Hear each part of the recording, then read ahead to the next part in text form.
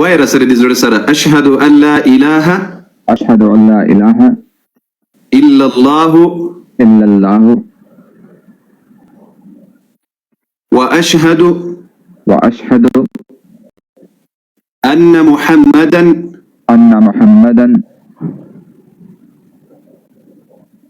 ان محمدا أن محمدا واشهد ان محمدا وأشهد أن محمدا عبده عبده ورسوله ورسوله. یا الله يا الله زه په قرآن عظیم شان داسې ایمان لرم لکه څنګه چې اهل بیت او صحابه ودرلودل.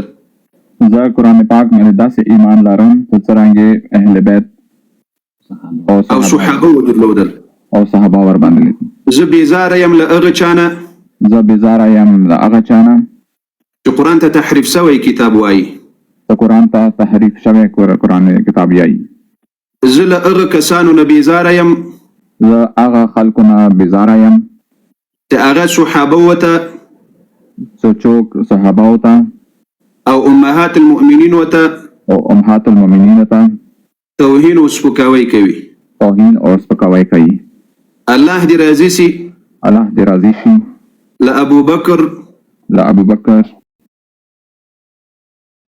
له عمر له عمر له عثمان له عثمان له علي له علي رضوان الله رضوان الله عليهم. عليهم.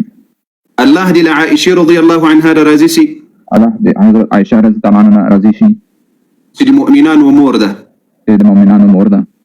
او همدغه شان له حفصه رضی الله عنها نه او همدغه شي حضرت حفصه رضی الله عنها.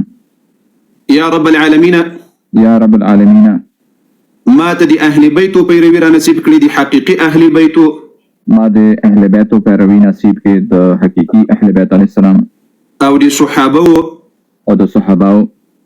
الله اکبر. ډیر ډیر د مبارک وي دا مر په دې ترتیب باندې خپل تکبیر الله اکبر نعره تکبیر الله اکبر الله اکبر ولله قاری صاحب تاسو ټول ته مبارک.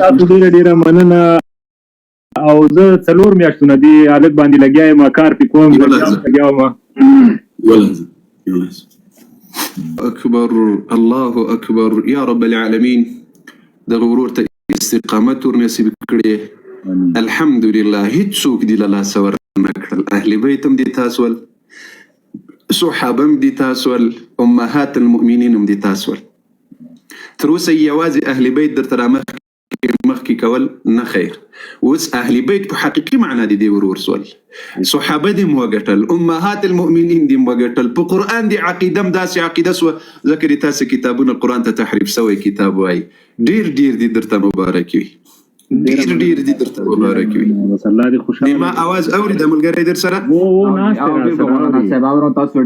ما له خوا نه په دغه ځای ښکل کړه د ما په ځای دغه ځای ښکل درې ځلې مې مچ قاری صاحب مولانا صاحب قاری صاحب ډیره مهرباني اور واقعي دتا ولا د کومه د خبرې وې کنه دا ما ته بالکل په زړه ولاګي دی.